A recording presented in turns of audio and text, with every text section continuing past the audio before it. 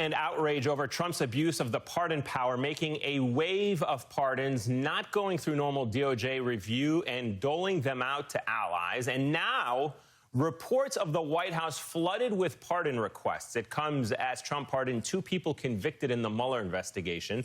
George Papadopoulos, who lied to the feds about talking to someone claiming Russia had dirt on Hillary Clinton, and Alex Vandersvan pled guilty to lying to investigators about his contacts with a Russian intelligence officer. It comes after pardoning former National Security National Security Advisor Michael Flynn, I should note, and commuting the sentence of another ally, Roger Stone. Now, Trump pardoned three convicted former Republican lawmakers as well. Chris Collins, convicted of insider trading and securities fraud schemes. Duncan Hunter, who pled guilty to stealing campaign money to spend on personal luxuries. And Steve Stockman, convicted on 23 felony counts for fraud and money laundering. And then he pardoned these four private military contractors convicted of killing 17 Iraqi civilians, including 2 children. With 28 days to go, how many more pardons are coming? That's the big question. Will he follow through on reports of preemptively pardoning his family, Rudy Giuliani, even trying to pardon himself? And what happens if he does try to pardon himself? Joining me now is Nick Ackerman, a former federal prosecutor who worked on the Watergate case, and Jason Johnson is back with us once again. Nick, first of all, your big picture takeaways from these pardons. What do they tell you? Well, what they tell me is we have a president who is unleashed, who is basically abusing the pardon power. The pardon power is really a safety valve in our criminal justice system that allows the president to grant pardons to individuals who have committed crimes but yet have shown through their good deeds or through their past behavior that they've reformed themselves, that they've basically really are in a position where they deserve not to be tagged with the moniker of a convicted felon. It wasn't meant for a president like Trump to basically pardon his friends who have committed crimes, pardon co-conspirators that are involved in a corrupt effort with the Russian government to interfere with our election. It wasn't meant to take people out of prison who have been convicted of first-degree murder and have life sentences, who have committed seriously heinous crimes, who have shown absolutely no remorse. I mean, this is so off the charts of what a president is supposed to do with the pardon power and what the pardon power is all about. This is, verges on criminality itself. I mean, if you're a friend of the president's, if you're somebody who wound up backing him in the beginning and you committed serious crimes, well, you get to go scot-free. So Nick, is there anything that can be done now? Because as I understand it, and you know better than I do, pardon powers are among the most absolute in the Constitution for a president. There's nothing that can really be done to undo any of this.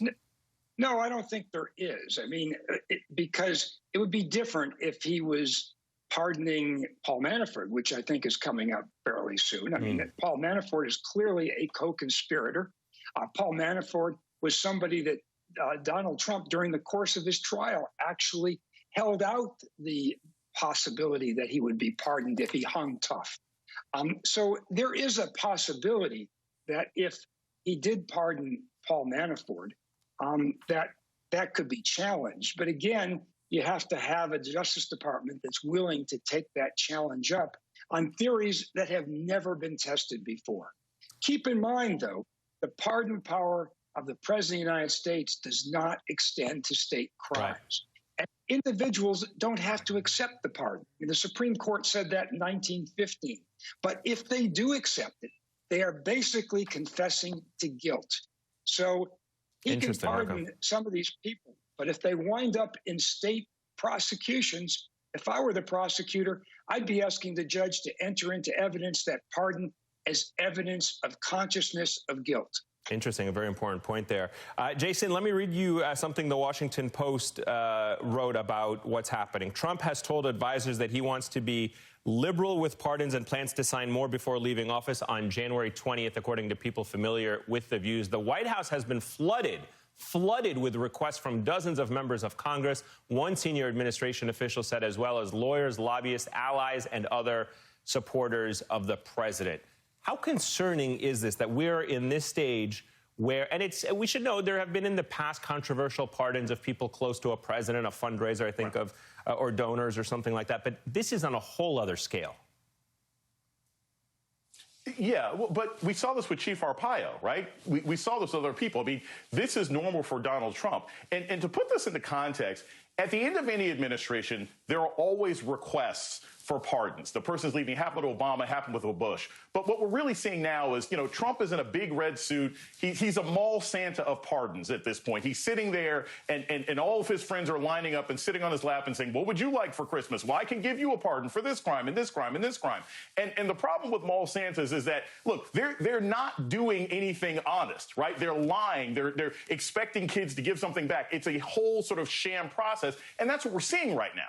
He's degraded something that is supposed to be a sobering, well-thought-out process. The pardons at the end of an administration are supposed to be for extreme cases. They're supposed to be for people who have been unfairly imprisoned, who've been fighting for their cases for years and years and years. And to be fair, the president has pardoned some people and computed some people under those circumstances, but that was because of Kim Kardashian. That was because of celebrities asking. I don't think what he's doing is out of benevolence. It's for a job. And that's part of what makes this such a degraded and disappointing process. Yeah, no doubt about that. Nick, we reported on Trump mulling family pardons. He has discussed with advisors whether to grant preemptive pardons to his children, to his son-in-law, and to his personal lawyer, Rudy Giuliani. I totally get the point that you just raised, that a pardon and accepting one is somewhat of an admission of guilt. Do you see that coming? And what happens if, in fact, he does pardon his family members and his personal lawyer? I think he could very well do that. I mean, we had reporting about Rudy Giuliani this past week that the Southern District of New York is continuing its investigation. It sounds like there's a serious criminal investigation going on right now where they're trying to obtain his emails and subpoena those emails, which they need the approval from the Department of Justice. We don't know what possibilities relate to the Trump's children, but certainly there have been reports in the paper about tax issues that directly relate to, for example, Ivanka Trump, who is getting millions of dollars in consulting fees that don't appear to be legitimate and were used for the simple purpose of trying to evade taxes. Now, if you evade federal taxes and someone charges you with federal crime, well, that could come under the president's pardon. But the same crime can be charged on the New York state level, and that pardon doesn't reach it. And the very admission that I talked about before about accepting a pardon can then be used against that person to argue that that person would not have accepted that pardon but for the fact that they're guilty, and what they were guilty was of tax fraud. So it's a mixed bag for him to be pardoning his children. And not only that, it just doesn't look good. I mean, why do you have to pardon your children if you assume they did nothing wrong? I mean, that just makes no sense. Yeah, raising a lot of very important questions. Also raising the stakes for Letitia James, the Attorney General here in New York. I think all eyes are on her investigations and what happens next in the Trump world. Nick Ackerman, Jason Johnson, thank you so much for joining us this evening.